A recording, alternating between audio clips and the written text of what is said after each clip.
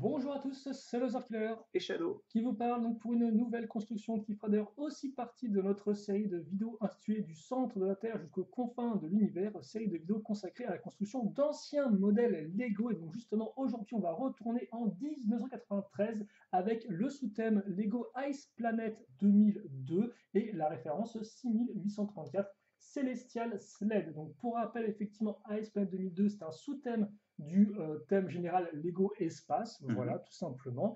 Et donc, on suit effectivement une sorte de faction un peu de scientifiques, d'ingénieurs et autres qui font leurs recherches sur la planète des glaces cristaux, tout simplement. Et C'est donc, on ça. va construire ce petit véhicule. On a déjà construit ensemble, effectivement, trois petits véhicules, hein, dont le modèle entrée de gamme qui avait des roues. Là, effectivement, on va passer à toute autre chose. Et C'est je ça. te laisse bien sortir les pièces et commencer la construction. Donc, Et comment tu traduirais toi en français Celestial Sled? Célestia Sled, la lune de Céleste. Ouais, moi je l'aurais traduit comme ça aussi. Et donc, Donc, qui dilue, je dis que ça va glisser, quoi. exactement. Le plus gros modèle qu'on a construit dans la vidéo précédente, c'était. Le modèle qui n'est pas de nom. C'est ça, Donc, exactement. Il était à 47 pièces, si mes souvenirs sont exacts. Voilà, et celui-là, on a 57. C'est ça. 55. Et une similarité avec le modèle précédent, c'est qu'on va retrouver de nouveau, comme. Non, c'est moi. T'inquiète pas, c'est pas ça, c'est juste que. Hop. On va retrouver donc notre personnage principal, entre guillemets, notre seul personnage nommé de la gamme. Oui, le chef, effectivement, c'est ce bon vieux Commandant Cold. Ou Commandant Cold, ou Commandant Ours. Commandeur Froid, effectivement, dans certaines régions du monde, parce que là encore, il y a des différences. Après, il n'y a pas vraiment. Quoique, il est assez intéressant, Commandeur Cold, dans le sens où ça, entre guillemets, c'est un personnage qui était considéré souvent emblématique. Tu peux montrer un peu mieux quand même, parce que ça, il n'y a pas tout le monde forcément qui a vu la première vidéo. Alors même si effectivement là c'est mes pièces d'époque, donc il y a des petites morsures et tout, c'est pas forcément le plus propre. Et surtout aussi, il est noir, donc forcément, hop là, on voit pas très bien. Mais effectivement, Commander Call qui a été jugé assez emblématique effectivement pour apparaître dans d'autres médias Lego, comme le jeu Lego Racer, si je dis pas de bêtises. D'accord. Mais surtout des jeux plus récents comme Lego Battles ou encore Lego Heroes Unbox 7, si je dis pas de bêtises. Ah oui, quand même. Jeu sorti récemment sur plateforme mobile en free-to-play. Et donc, effectivement, voilà, c'est un personnage qui a différentes fonctions et disons qu'il aime bien faire du surf. D'accord. Il aime bien la plage et faire du surf, il ne pense qu'à ça. Non, mais tu m'apprends quelque chose, du coup. Après, c'est des éléments, des petits éléments du surf qu'on reviendra dessus dans d'autres vidéos. Là, je vous sors quelques éléments que j'ai pu glaner ici et là. Et du coup, c'est la plus grosse plaque avec laquelle on a commencé jusqu'à présent, hein, qui est une 6x4, sur laquelle on place des skis. Alors, il me semble que c'est des skis Scala.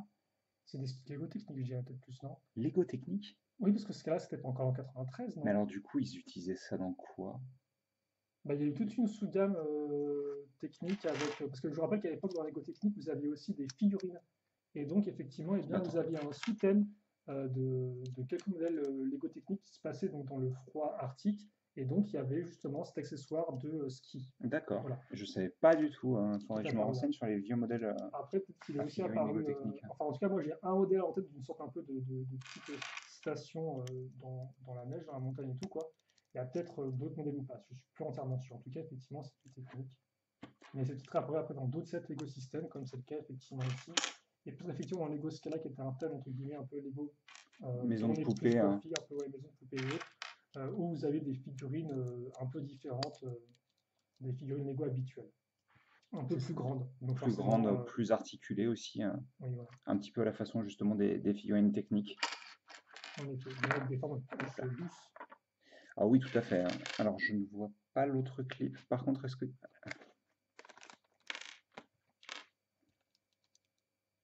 Hop, donc on a ça, et vous remarquerez que cette partie à l'arrière est alignée. Une belle ligne bleue.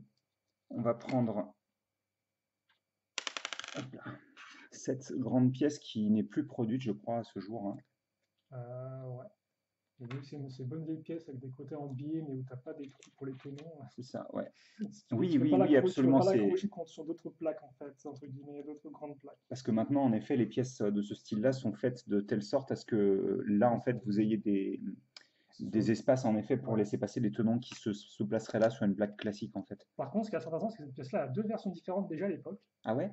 Ça, c'est la version récente où tu as genre juste deux tenons ici. Il y a aussi une version où il y a en fait 3 tenons. Ah, d'accord. Elle va un peu plus loin, effectivement. Donc, il y a 2. Et c'était l'ancienne version, celle avec les 3 tenons. Tu Alors, as vu que tes petites pièces de oui, cylindre, elles servent à se poser sur c'est les ça. skis. En gros, ça vient s'attacher sur les côtés à ce niveau-là, là, sur les 3 tenons de chaque côté sur les plaques. Ça vient s'attacher aussi au centre avec la 1/2 qu'on a placée en noir ici, celle que je pointe en dessous de la plaque. Et en fait, celle-ci sert à ce qu'il n'y ait pas de possibilité d'appuyer sur les... Genre, si tu appuies là, je ne sais pas pourquoi, si un enfant appuie là, en fait, ça ne va pas écraser le tout, en fait. Exactement. Donc, on va relier l'arrière ici avec une 1/6 blanche. Et là, on rajoute un petit peu de détail avec de la grille blanche. Je m'attendais à ce que ce soit plus des grilles orange transparent, mais non, pas du tout. On va retrouver de nouveau, comme sur certains autres modèles de la gamme, cette petite pièce imprimée de panneau de contrôle qui rend très très bien, comme je l'ai déjà dit, ainsi qu'une autre pièce imprimée. Ouais. La pièce pointue avec le bon petit logo ASML 2002. Exactement, la 2x3 pointue. Voilà. Et donc là, on commence à avoir bien la forme du véhicule, effectivement. C'est vrai. Dynamique, en forme de flèche un peu. Et justement, vu qu'on a commencé à avoir la forme, on va placer un peu d'accessoires avec la fameuse tronçonneuse. Exactement, la tronçonneuse, ainsi que... pourquoi il y en a 2, je ne sais pas. Mais... attends, c'est parce qu'effectivement, c'est ici. Tu voulais la retirer pour remplacer par... Donc, on prend une antenne qui est bien droite et bien propre. Donc, c'est notre première antenne, mais c'est sûrement pas notre dernière. En effet. Puisqu'encore une fois, le thème est basé sur la communication et l'envoi de roquettes avec des sondes. Voilà, et donc on a une pièce avec une flèche, ce qui va probablement indiquer qu'on aura peut-être un petit mécanisme qui va suivre. La preuve, on a tout un sous-assemblage qui commence avec cette 3x6 avec 2 côtés tronqués. Donc là, justement, vous avez les ouvertures sur les côtés dont on parlait tout à l'heure. C'est ça. Voilà. Mais d'ailleurs, à l'époque, il y avait ça déjà? Ah oui, apparemment, elles y étaient déjà, les ouvertures. Ouais. Hop, on place donc nos petites pièces. Et d'ailleurs, il existe 2 variantes de cette pièce-là. Okay. Avec cette barre-là, en fait, qui est plus ou moins reculée vis-à-vis de la 1/2, en fait. Je crois que si tu te mets comme ça, tu peux voir que là, elle n'est pas centrée vis-à-vis du tenon à côté, en fait. La barre, et la nouvelle version est 1 mm plus courte, en fait. Et se centre vis-à-vis d'un autre tenon, en fait. D'accord. Et bien sûr, je l'ai attachée, et elle a énormément de friction, c'est génial. J'ai pas avoir de briquet. Non, c'est bon, t'inquiète. C'est juste qu'il fallait que j'utilise la force que j'ai derrière la caméra. Je ne vais pas vous montrer ma force herculéenne, ce serait dommage quand même. Ouais, pas dans la caméra. Voilà. Une 1/4 qui va nous permettre de relier sans avoir à rajouter une 1/2 en dessous. Hein. Voilà, surtout qu'on retrouve une 1/2 avec un trou à l'avant. Et on va avoir une pièce classique, ainsi que ici, une pièce avec une attache circulaire, hein, une barre circulaire. Là, sur les autres pièces, on va avoir des cylindres qu'on a déjà vus à l'avant. Oh, on va prendre cette pièce ainsi qu'une 2x2 et un petit, une petite assiette en effet, merci. Donc ça peut tourner pour l'instant en tous les cas. Là, donc dessus on va avoir une 2x3. Là on va avoir des... Alors vous allez vite comprendre pourquoi les jumpers. Hop, là devant on va avoir une grille en bleu, ce qui permet de voir un petit peu du blanc en dessous. Et on va prendre cette pièce, et cette pièce elle est décalée d'un demi-module, ce qui permet de faire ceci. Et donc de rattacher les côtés au centre. Oui, et vous créez une forme assez sympathique. Oui, oui, absolument, mais c'est très joli, hein, avec le bleu en principal et le noir qui sert de côté mécanique en effet. On va avoir cette pièce avec un clip. Et on va retrouver donc, encore une fois, un radar ou une antenne, une parabole, comme tu l'appelais l'autre fois. Constitué de cette manière-là. Avant de la placer, par contre, on va placer les petits skis sur les attaches. C'est qu'on les a pas encore montré dans cette vidéo-là. Ah, excuse-moi. Oui, il y a une vidéo avec des accessoires comme des skis. Hop, on va qui sont apparus donc avec ce thème-là. Voilà. C'est vrai qu'effectivement, ils ne voulaient pas. Et peut-être le tenant qui est un peu déglingué, non? C'est la Ouais, jambe. non, cette jambe-là, je pourrais pas lui attacher malheureusement. Ok, pas de souci. Ah ouais, il est trop. On va. Oh, bah, sur force. N'écoutez pas les leçons de Lothar Tiller, ce n'est pas une bonne chose. Ah, regarde, Ceci merci. étant dit, il a réussi. Voilà, superbe paire de jambes avec. Les petits skis. Exactement. Voilà. On va peut-être en profiter pour lui attacher la scie circulaire, enfin la effectivement. scie tronçonneuse. Même si toute seule comme ça, sans aucune Sans base, c'est pas voilà, sans top, hein. aucun manche ni rien, effectivement, c'est un peu simple. Bah, le fait qu'il puisse pas la tenir à 90 degrés, c'est toujours un petit peu dommage, hein. Mais par contre, ce qui n'est pas dommage, c'est de finir la construction. Parce que, pauvre commandeur. Ça stocke effectivement grâce au tenant troué des skis sur des Exactement. barres qui remontent. Et ça, on va venir l'attacher directement sur cette pièce. Ouais, la solidité, voilà, c'est un tenant. Et surtout, et il pète la classe comme ça, hein, en étant un petit peu plus long avec la parabole et l'antenne. Je vais quand même installer là. Oh, Non, bah, j'aime bien montrer par exemple une fille jaune debout, mais c'est pas grave. Hop. Il est très très cool, celui-ci en particulier. Je t'avouerai que pour le moment, sur tous ceux qu'on a construits, ça va être mon préféré. Je pense que le fait que ce soit plus fin et filé derrière, ça aide beaucoup, je Et ce pense. qui est cool aussi, c'est que cette partie arrière se repose sur les skis en fait. Oui, absolument. Donc elle reste bien droite et tout. Puisqu'elle fait la même hauteur que le reste de notre structure là.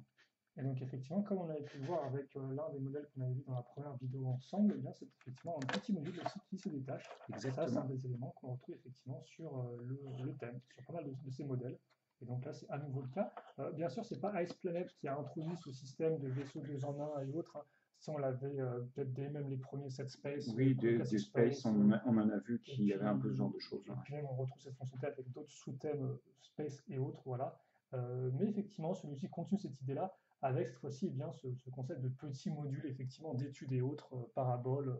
C'est quelque chose qui marche depuis 30 ans, c'est quelque chose qu'on fait toujours aujourd'hui, les modèles modulaires comme ça, et ça marche toujours aussi bien, je trouve. Voilà. Même si forcément il manque un petit peu de choses, mais en même temps il n'est pas complet comme ça, donc forcément. Oui, là, il est juste un peu détaché. Et peut-être que le Ice Enlarger le faisait peut-être mieux du coup, puisqu'il y avait un petit clavier et tout pour voilà. Il n'y a pas d'écran de contrôle derrière. Mais juste il faut sa parabole. c'est ça, exactement. Mais en contrepartie, celui-ci, par contre, quand il est assemblé avec le modèle principal, fait vraiment modèle complet. Oui, absolument. On parle de celui-ci parce que ça, quand on a l'occasion, on a le modèle qui est encore assemblé. Donc, et on peut expliquer aussi la différence d'attache, puisque là, en fait, c'est les tenons plus le siège à l'arrière, en fait, qui a des antitenons. Ouais. Tandis que là, c'est une barre. Ça, c'est peut-être plus agréable, par contre, de pouvoir la retirer via une barre circulaire. Mais, hop là, attends, je vais peut-être... voilà. Donc, ça reste des concepts très similaires, en fait, mais exécutés de manière assez différente, au final. Ouais. Puisque là où ça rajoute plus de la masse, mais pas vraiment une forme à l'arrière, en tous les cas, vraiment juste en hauteur. Là, ça va rajouter plus de masse vraiment au véhicule. Mais par contre, séparer rend peut-être un petit peu moins bien. Mais on a quand même cette idée de la parabole, plus les skis rangés. Là où... Par contre, lui, il rangeait carrément les équipements. Donc, le petit haut-parleur plus là. Bah là, c'est sur l'avant du véhicule. Ouais, c'est contenu sur l'avant du véhicule. Effectivement. Voilà. On va voir. Hop, ça. Et donc, on va revenir donc, sur le Celestial. Tu as fait un petit turnaround non, pas particulièrement. Donc, full frontal, il rend vraiment très bien, je trouve. Désolé pour les grincements. Ouais, de derrière, il est vraiment très très sympathique. Hein. Ça doit être un de mes angles de vue préférés, je pense. Hein. Il rend bien, hein. Il y a les 4 skis forcément. Hein. Ouais. Ça, il y a quand même assez peu de véhicules, on verra, qui ont les skis. Même en règle générale, je trouve que celui-ci, c'est peut-être un des plus originaux de la gamme, en fait. Oui, bah c'est peut-être... Je me demande honnêtement si c'est pas un des peut-être le premier véhicule space qui a des skis en tant que moyen de Bah, locomotion, c'est entre guillemets. quand même le seul, non? Je sais pas. Mais en tout cas, c'est vrai que les roues comme ça, les roues, on les connaît, ça, tu les vues. Les véhicules volants aussi. Mais effectivement, un véhicule comme ça qui se déplace, qui joue vraiment qui joue le thème en fait, le jeu du Ah thème, oui, à savoir complètement, effectivement hein. que ce soit une plaque de glace et de neige. Ça, effectivement, c'est quand même relativement rare, vraiment unique Et à ce modèle-là. si vous regardez d'ailleurs, on dirait qu'il se comporte pratiquement comme un hors-bord avec l'avant qui est levé du sol. Mm. Donc ça veut sûrement dire quand même qu'il va relativement vite, hein. Ouais. Et enfin, c'est très cool. Et puis d'ailleurs, j'en profite, hein, c'est très très beau, très très beaux artworks, je trouve, hein. Les images de l'époque, effectivement, c'était des décors en carton, enfin, c'était des décors physiques, c'est pas de la 3D C'est du ça. dessin. Bah, ça a l'air d'être du polystyrène avec de la. Ouais, peut-être un peu de sel aussi C'est pour faire la ça. neige éventuellement. Enfin, moi, enfin, et toi d'ailleurs, hein, c'est l'époque où on a grandi, donc Ouais, c'est comme ça qu'on connaissait nos modèles présentés à l'époque, et oui. c'est super cool, hein. D'ailleurs, il y a des. Bon, bref, c'est pas grave. Mais oui, très très sympathique. Et d'ailleurs, on en reparlera peut-être à l'occasion, mais Ice Planet 2002, c'était pas le seul nom du thème.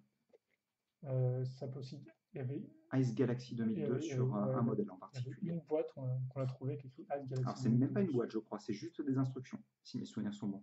C'est assez étrange. Mais ouais, effectivement. Et Ouais. je sais plus si c'est un modèle qu'on a déjà fait ou pas, hein, qu'il a Là, comme ça. dans la version d'histoire que j'ai lue, en fait, Ice Planet 2002, ce serait le nom de la galaxie où est la planète Cristaux. Ah, ça fait aucun sens. Oui, ouais. Mais bon. Et d'ailleurs, c'est un nom de planète qui était référencé par la suite dans l'histoire d'une figurine Lego mini-figurine. Ah Tu sais, ouais? le thème Lego mini-figurine, t'as le gars qui fort, là, le Space Driller, je sais Oui, plus son nom et oui, tout. celui qui est en gris foncé et jaune là, L'astronaute, justement, ou orange, je sais plus. mineur et tout. Et donc, lui, il a une histoire comme quoi il est allé sur Cristaux?